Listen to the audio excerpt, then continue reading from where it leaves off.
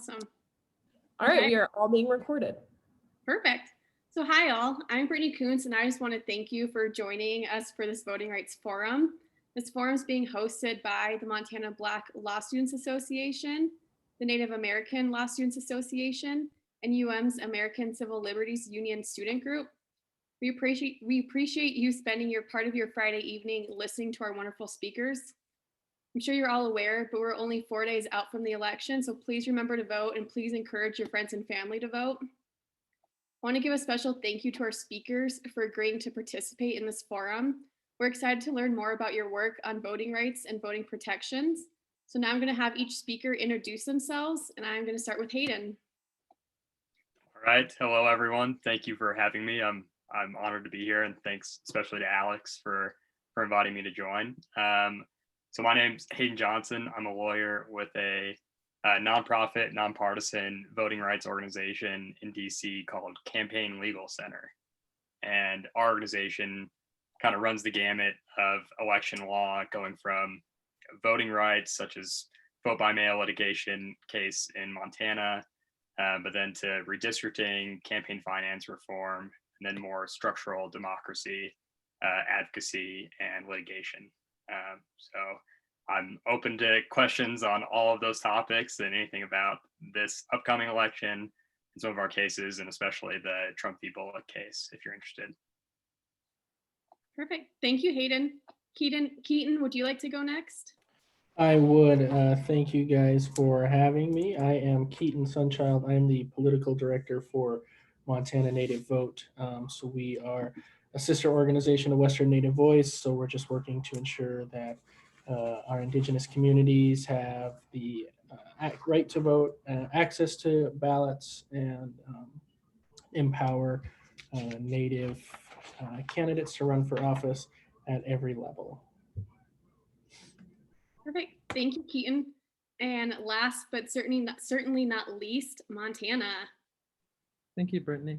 Hi, everyone. My name is Montana Wilson. I am the secretary and treasurer on the board of directors for Western Native Voice. I help set the general overall policy and strategy for our organization.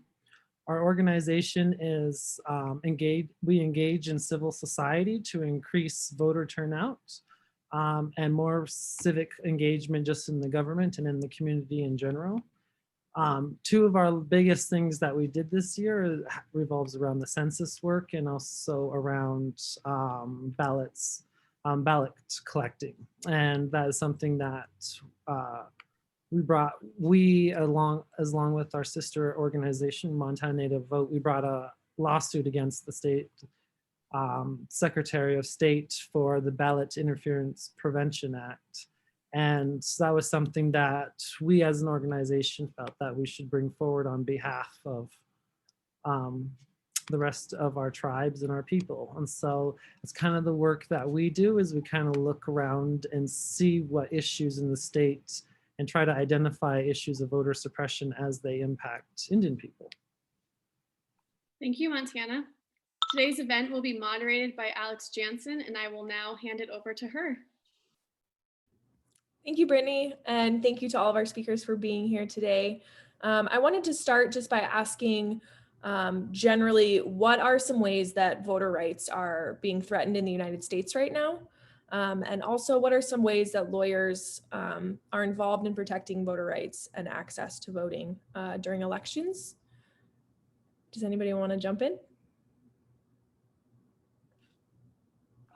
I'm happy to, unless our Montana specific folks want to talk about some of the Montana issues, because I know they're somewhat unique to the state of Montana versus other states as they would be across the country.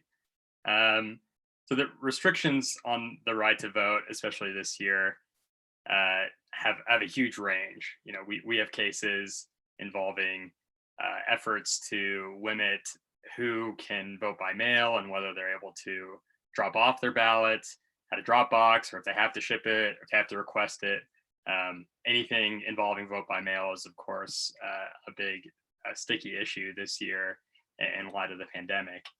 But that extends further to more structural eligibility requirements on who even is allowed to vote. So, for example, we have cases in Florida and Alabama, to name a few, where they have disenfranchising laws where if you've committed, a certain list of a felony that the state has somewhat arbitrarily deemed to be disenfranchising, they forbid you from voting for life. And so I think it kind of shows both that there's these little tricky ways that states try to make voting just a tiny bit harder by removing drop boxes or forcing you to jump through all these hoops to request a mail ballot, that sort of thing. And then there's more structural ways in which a state will just prevent you from voting altogether. No holds barred. And I think, there needs to be efforts to attack both of those kinds, because of course there's a smaller subset group that's being disenfranchised across the board, and it's very important to try to go after that. And then there's these smaller, more subtle efforts to disenfranchise voters that fall disproportionately on voters who have less access to resources, live in communities where it's harder to get to Dropbox or access mail, that sort of thing.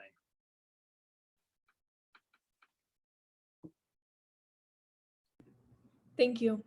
Montana or Keaton, do you want to speak at all to some of the challenges specifically here in Montana? Yeah, I'll kind of piggyback off of that.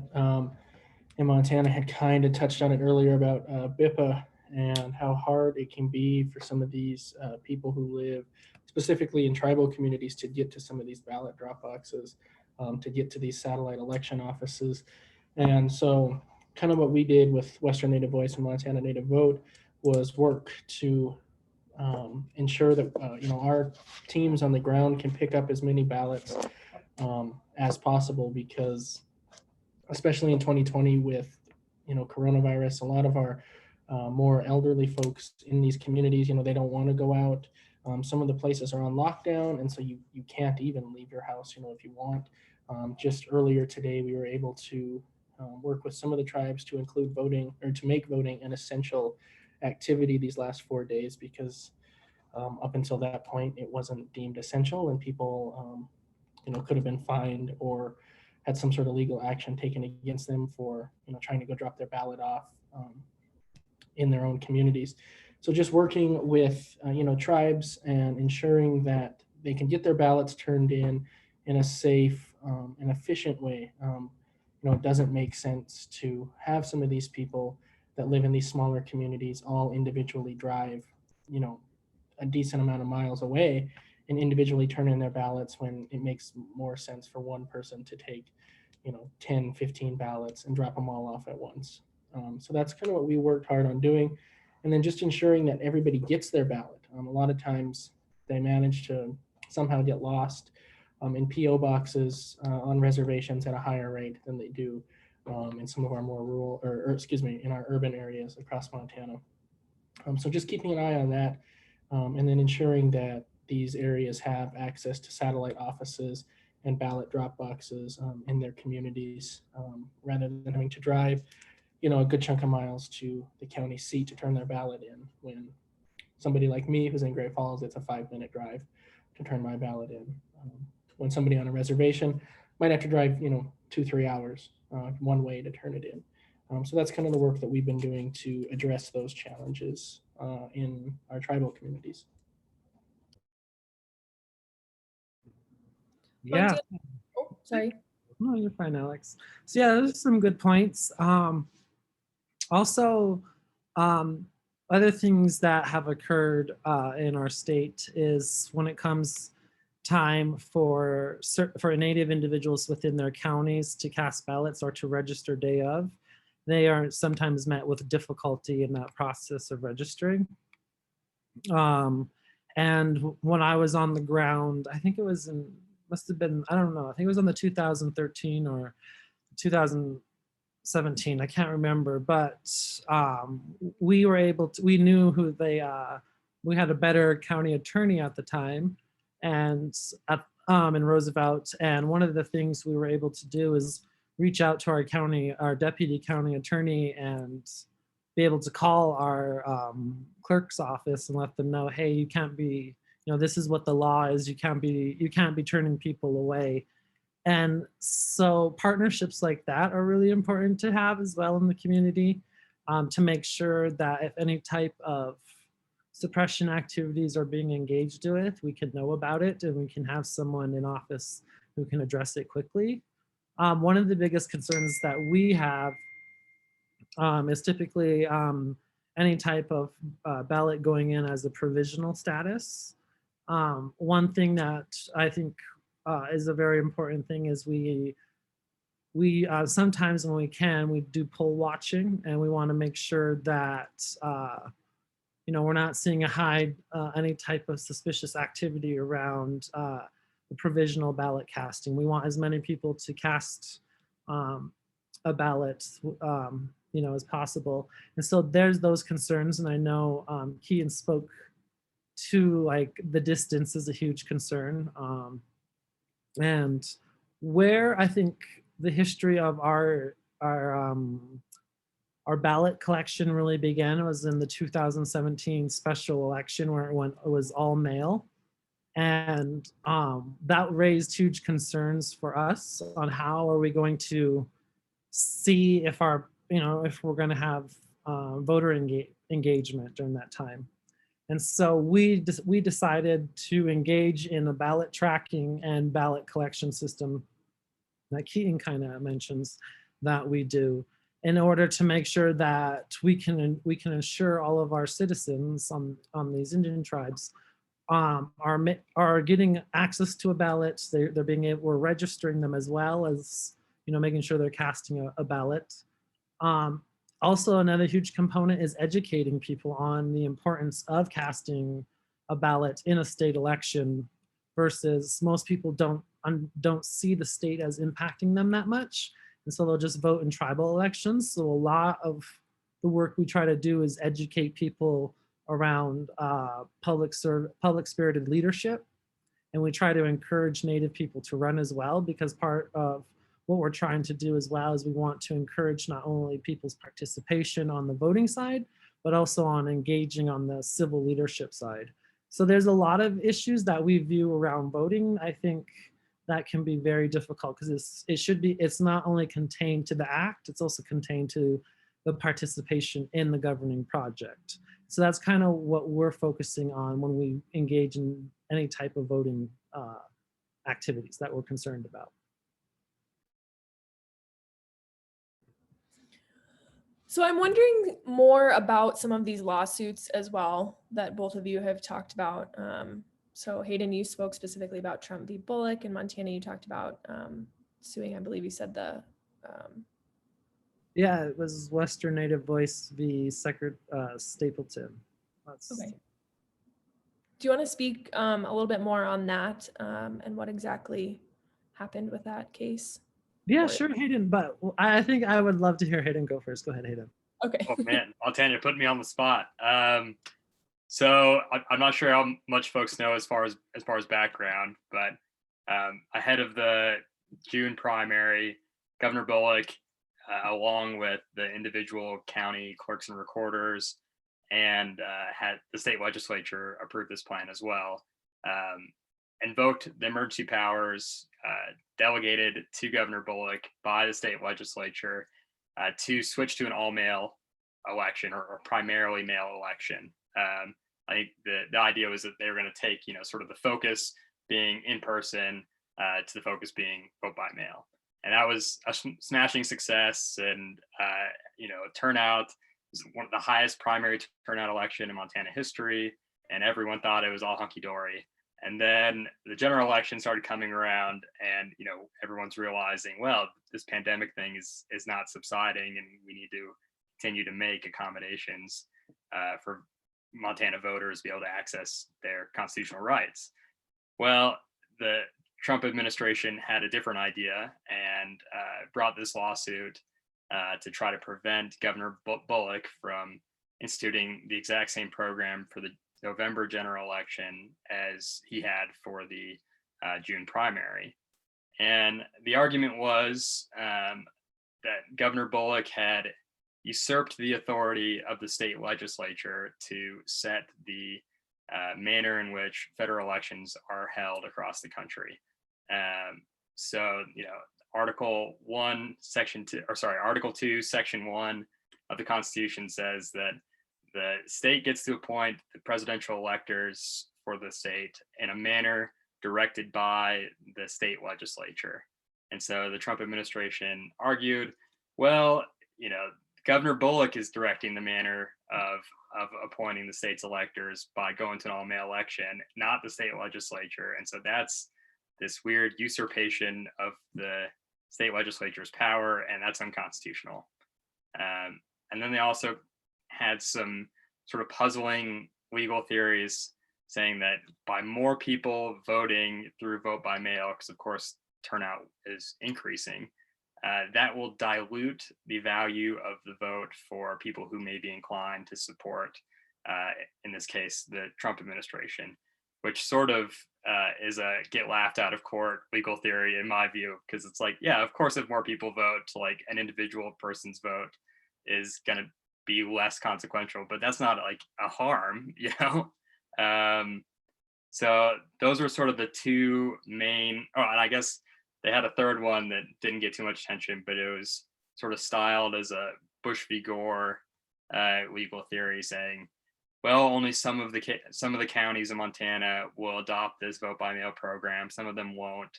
And so there's going to be sort of non-uniform standards across the state. And under the logic of Bush v. Gore, that violates the Equal Protection Clause. So those were sort of the three main issues in the case. And the district court judge, Judge Christensen, rejected all three theories, basically saying that there was no usurpation of the legislature's authority because they had delegated these emergency powers to the governor, and he acted pursuant to those emergency powers, so no harm, no foul there.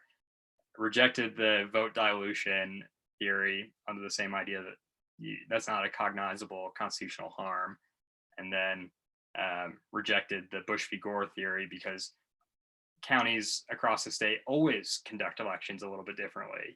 The way that the amount of polling places that are going to be available in Bozeman are not going to be the same number of polling places available in Whitefish. It just wouldn't make any sense to have totally uniform standards.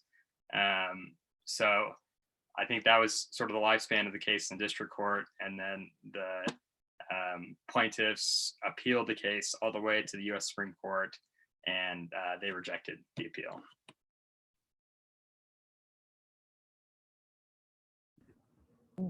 So yeah, cool. So for Western Native Voice v. Stapleton, our situation starts back with the fact of what our organization initially started targeting, and that was absentee ballots. So we were following people's absentee ballot status once it left the courthouse to their house, and what we were doing is we were going and collecting people's ballots, like showing up at their house and asking them, would you like us to return your ballot for you? And this is something that before I got on the board of directors, I did up on Fort Peck on the organizational level, where and what we were seeing was, and like for me, you could collect 20 to 30 ballots a day for people who didn't have money to go and like send this ballot, because we had to take them from Poplar to Wolf Point to the county seat, which is about 25 miles away for people. So we were going into these communities, finding people based upon the absentee voter list of like who has ballots out, who hasn't returned their ballots. And we weren't engaging like, we'll take your ballot, we'll remind them to vote.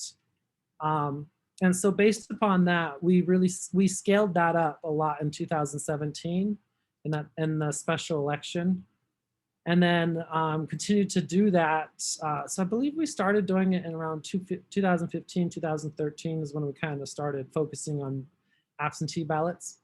And as a result of that, there was a ballot initiative that came up in the last election talking about capping the number of ballots that an individual could collect. and they capped it at 6. And so people like me who were out organizing, knocking doors, telling Indian people we're here to collect your ballot, that all of a sudden became illegal for us to do. So a huge portion of our voter engagement of helping people return their ballots was immediately hampered. And so in our strategic meetings about how we need to move forward on this, we decided we were going to bring a case against the state for essentially a due process violation. And we ended up taking it in Billings, which I think surprised a lot of people. We chose Billings over Helena for the venue. And we chose Billings, that's because that's where Western Native Voice is based, is in Billings. And we ended up getting a successful result out of the district court where they found the law unconstitutional and they enjoined it. So now we are in full steam ahead in our ballot collection and return program right now. So we're doing pretty good on that front. Please ignore my dogs if you hear them. So I have a follow-up question for you, Hayden. Can you talk a little bit about the shadow docket and how that's influencing elections this year? I can, yeah. So just as background, there's sort of 2 tiers in which a case makes it to the Supreme Court for a decision. One is the merits docket, where you write a cert petition, which I'm sure you all have heard much about in your civil procedure class, and that goes up, and 4 justices can vote to grant cert and hear the case, and then it's set for oral argument and full briefing and amicus support, all of that. So that's kind of like the normal case you would read about in your civil procedure textbook or whatever. And then there's this other tier, it's called the shadow docket.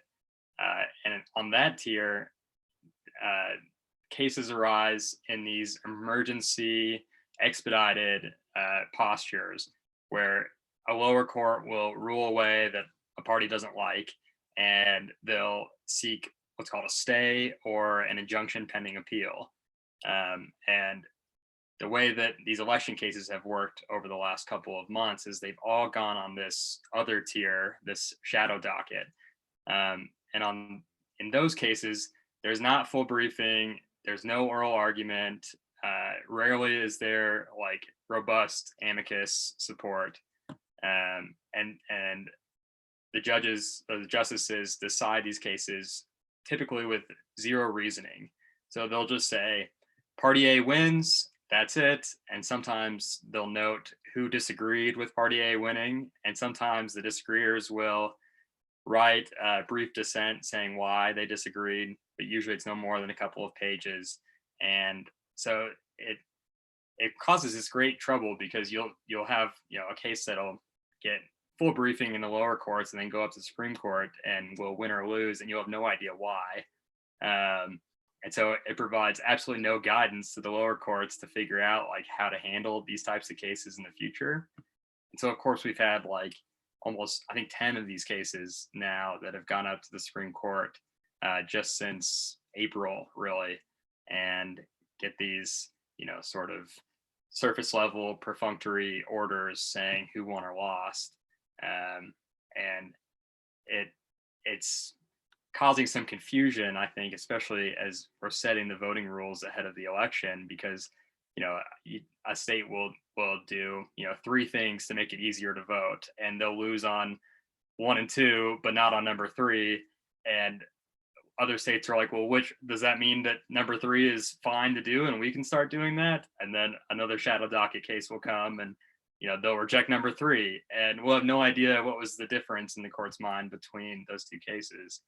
So I think the issue for voters and for everyone, I think, is that it really allows the Supreme Court to rule as if they were politicians, more or less, to say like, we're going to vote yes or no on this, and we're not going to explain why. And of course, those are unelected officials. They're on the court for life. We can do nothing about that. And the Supreme Court only has power to the extent that it has power to persuade. It has to give us reasons. Okay, why did it rule this way? And when the court fails to give any reasoning at all, there's sort of a legitimacy issue at stake. It's like, okay, well, okay, we lost. Why? And without any reasons, it's hard to trust that these aren't, sort of political, broadly defined outcomes rather than reasoned judicial outcomes. Thank you for that. And shout out to Professor Cowie for that question. I also want to ask all of you, thinking about the fact that we are still in school and we're law students, and aside from maybe internships and things like that in voting rights, what are some ways that students can get involved and help ensure equal and fair access to voting? Are there any things that immediately come to mind?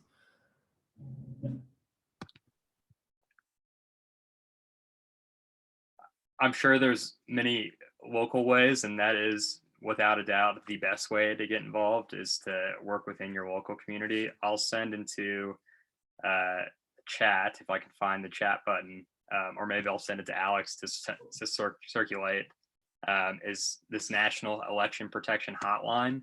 And law students can staff that hotline, and if voters are running into trouble, registering to vote or casting their mail ballot, or most commonly right now, they're facing some sort of intimidation at the polls, that's sort of a centralized vehicle in which you can disseminate that information to lawyers working on those issues in that locality and start building sort of a factual record to challenge those things in court. So if anyone has some time over the next several days as folks are casting their last votes, staffing the election protection hotline is very, very helpful for lawyers.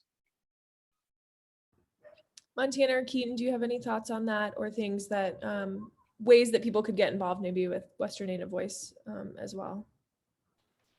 Yeah, we have a voting rights team, voter protection team, and they are have some lawyers on the team, and then they have just some people that are passionate about voting rights, and they kind of like Hayden said, have a hotline that's staffed via text and phone call. So manning that, working with the protection team to put plans in place for the organizing teams to follow. The last couple of days, that's what I spent time doing, was coming up with some sort of escalation scenarios for, what happens if situation X happens and people can't turn in their ballots. And I worked with the voter protection people on that quite a bit. And there's a couple of law students that are on that already.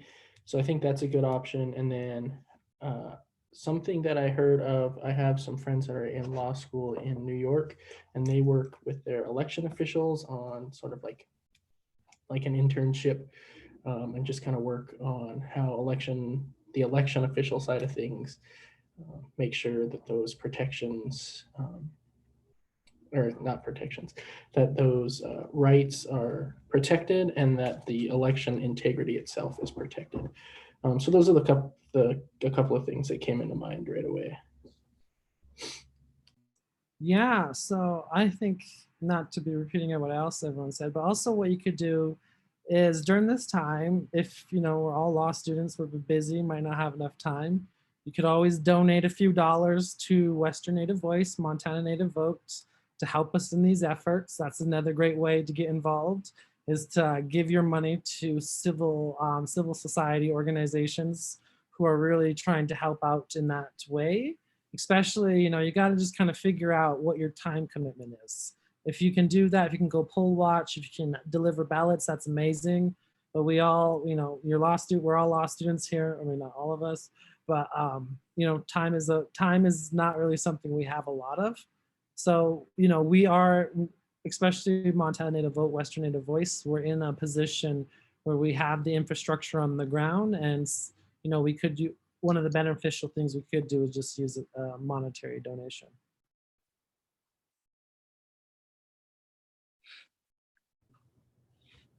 So following up with that, I'm just curious, what sparked your interest in sort of following this career path or volunteer path, and why are voter rights so important to the three of you?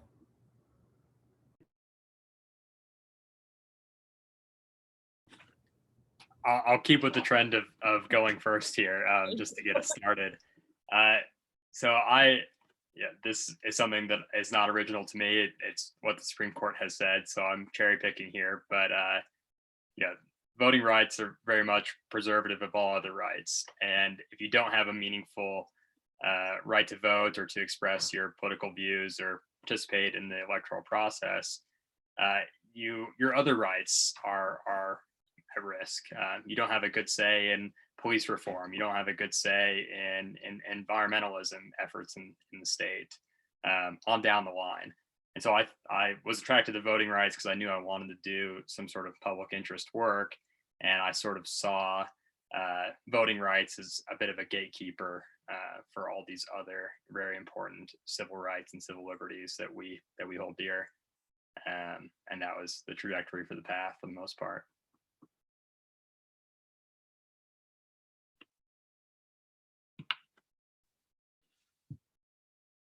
Oh, I guess I can go next. So what got me interested in it is my grandfather. So most of my life growing up, he was on our tribal council, and he was on our council when my tribe itself, Fort Peck, it's only been governing itself about as long as I've been alive. Like we've been able to take full control government capacity wise on that.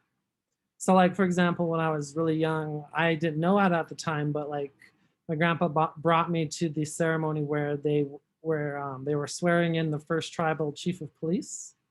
And that was our first time that we had taken control of we took control from BIA and made our tribal police force.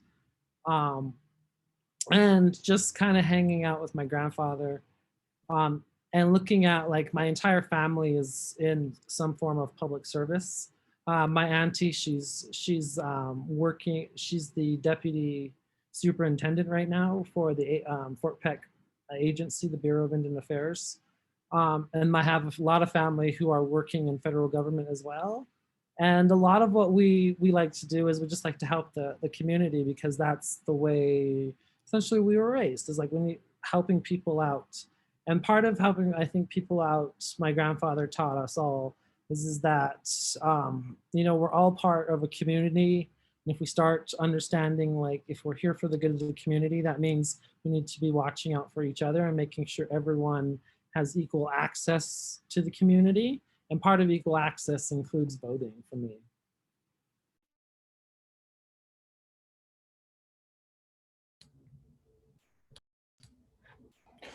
I guess I'll wrap things up here. What kind of got it started for me. In 2018, I ran for office. I was a senior in high school and obviously lost that race. But shortly after that, I went to work for Governor Bullock. And through that, kind of found that helping people didn't always mean having to have your name as the one on the ballot. There were other ways to help out the people, because people helped me get to where I am. I feel like to make it come full circle, I need to help the people that are around me.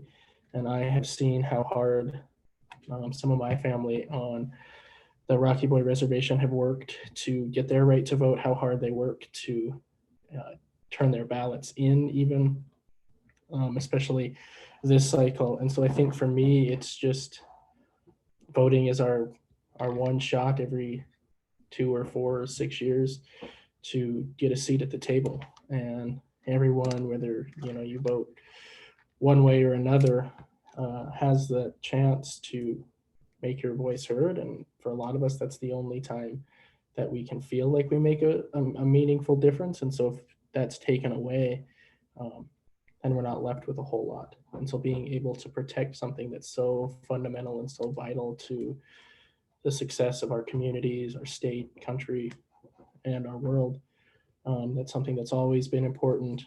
And I just didn't really realize it until after I myself had campaigned, and you kind of see the inner workings of how democracy works and how vital and how delicate voting is. And so ever since then, I've kind of figured out that you can't really change anything if people don't have access to the ballot box.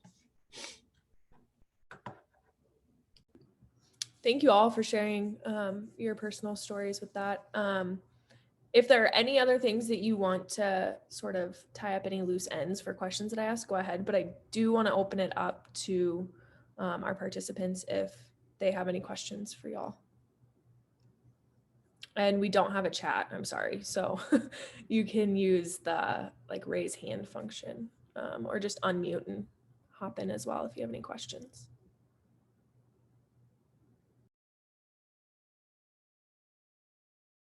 So I guess my question is probably more to the Western Native Voice. I was wondering did you feel like the Ballot Interference Protection Act was like directly aimed at sort of Native populations, or was it just terribly written sort of thing that got rammed through purely on voter intimidation? Well, we have a sneaking suspicion, yes. Yeah, I got to Western Native Voice near the end of the lawsuit, but had kind of paid attention since it, had become a thing. And I actually got data as we were sitting here about how many ballots roughly per organizer we've collected this cycle. And it's between 85 and 100. And so if you compare those numbers to the 6 that we were allotted to last time, and I don't have data for other demographics, obviously, but when you see numbers that different, it's kind of hard not to see the writing on the wall with that and how it was affecting tribal communities disproportionately. Yeah, I think you're not going to find a smoking gun on that one, Alex, but right after Indian country started seeing more voter engagement and looking at what we were doing in Indian country, all of a sudden this initiative shows up. So, that's why we're all, yes. Seems pretty surgical somehow, honestly.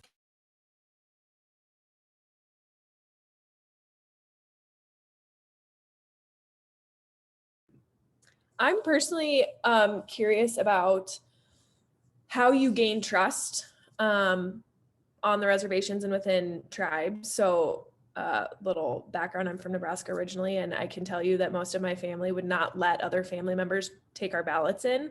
How do you build trust so that people are willing to sort of turn over? I mean, it's a pretty big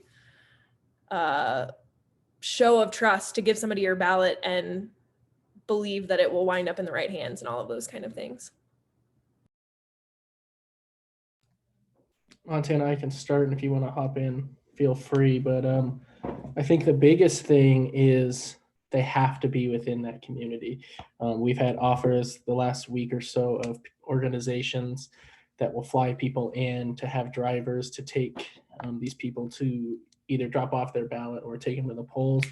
And we've turned them down because there isn't that trust there. They haven't gone through the same things as them. And I think that's a lot of it is the struggles that kind of happen. They seem to have a way of, unfairly or not, coming around to everybody on the different reservations. And so you kind of feel that connection through hardship. And then, they've worked so hard and fought to have these rights given to them. And voting is one of the ones that, it holds a lot of value to them. And they don't want something as simple as not being able to take their ballot stand in the way of having that voice. And so I think it's kind of their way to be like, okay, I trust this person, to take care of me outside of, the democratic process. So I have to trust them to, take this envelope down the road.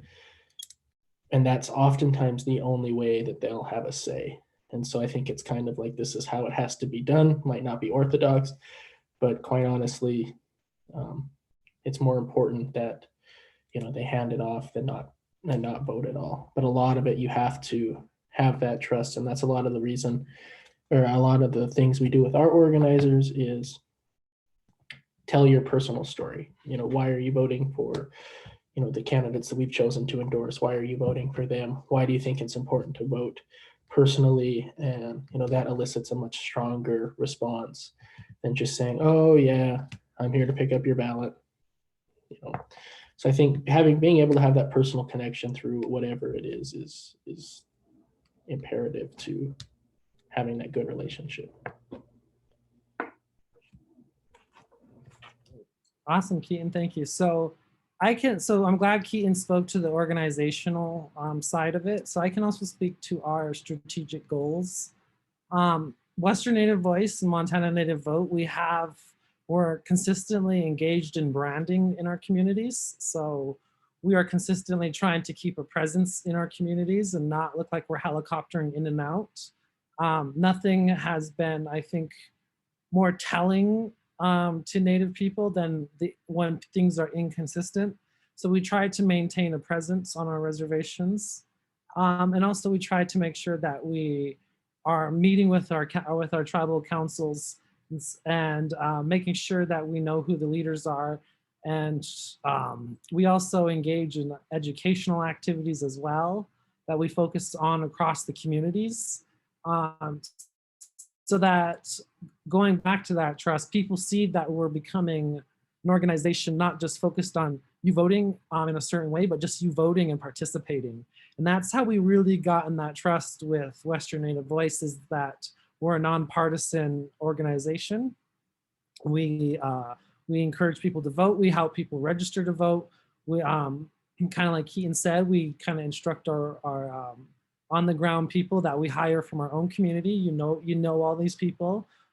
People knew me, everyone knew who I was. And like, oh, I'm Montana. So, you get people who are related. And I think Keaton, correct me if I'm wrong, but I think like certain communities, we will hire within those communities, right? And then they kind of maintain their activities to that community. Is that right still? Yep. So wherever you're living, that's your community, and then you hire out in that community. Yeah. So everything's in-house sort of. Yeah. So, and these are small little Indian communities, and everyone knows who the trusting people are. That's kind of the nature of small town living.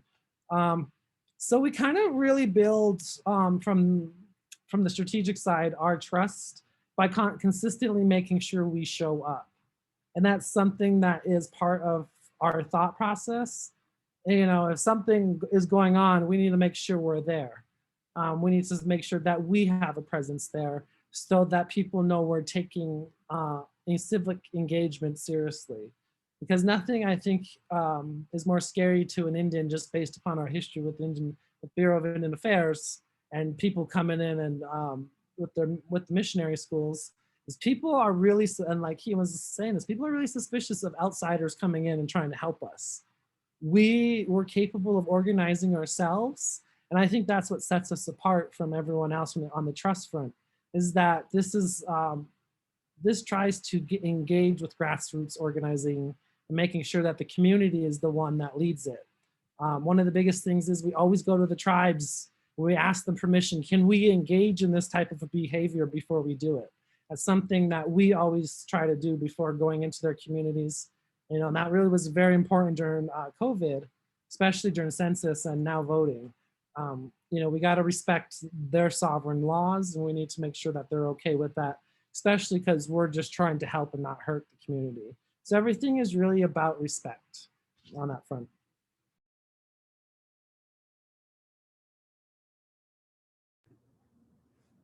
Alex, do you have another question? I do. I'm always full of questions. I guess this one goes more to Hayden.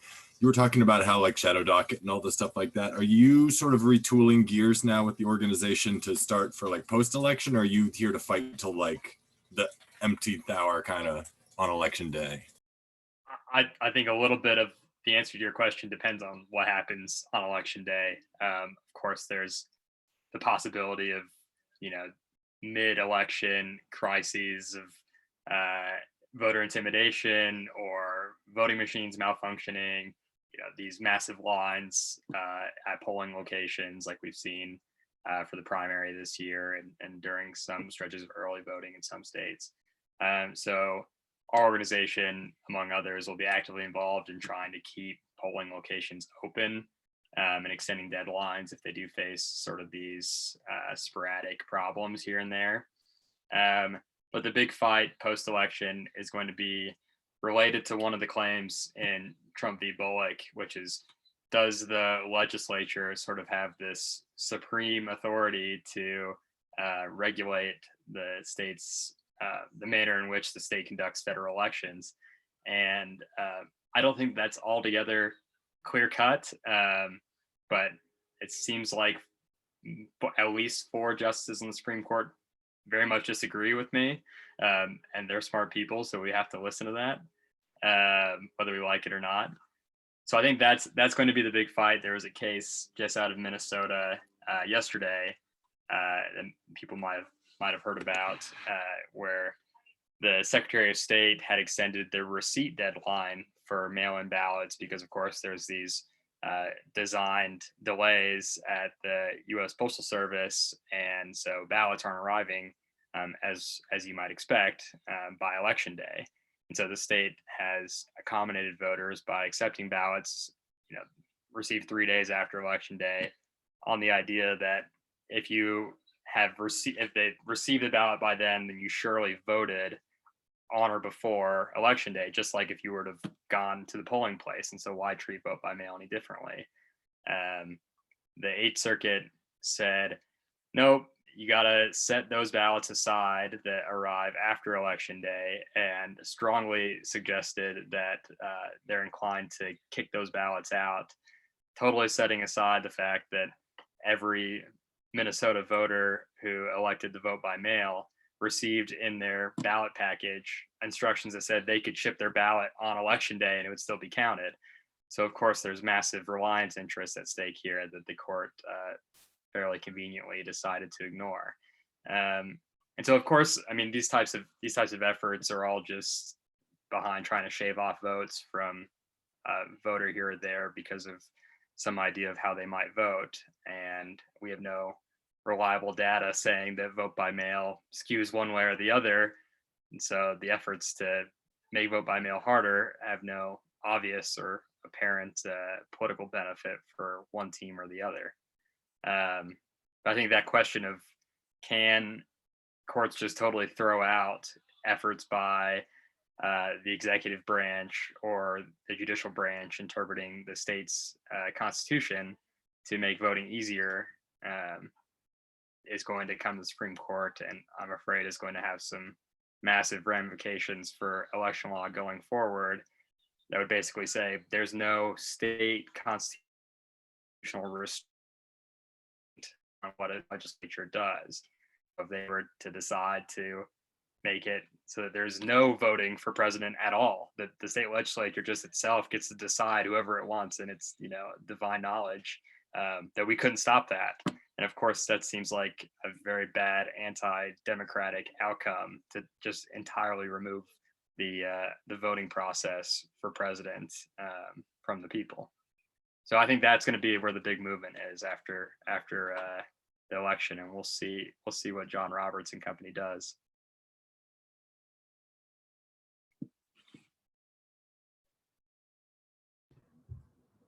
Do we have any last minute questions at all before we wrap up? I just want to thank you all again for tuning in, and also to all of our speakers for sharing your knowledge,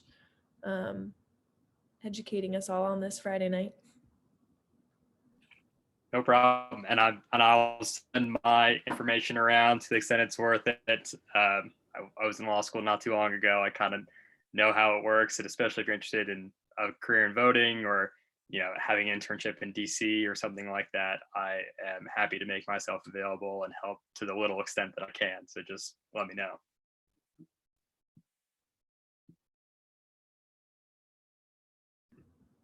Well, awesome. And this will also be, like I said, it is recorded, so this will be up for people to watch as well. So there may be some follow-up questions, and we may be reaching out for some of those.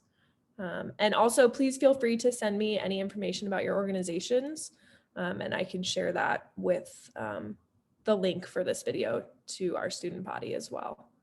So thanks again. Thank you all for being here.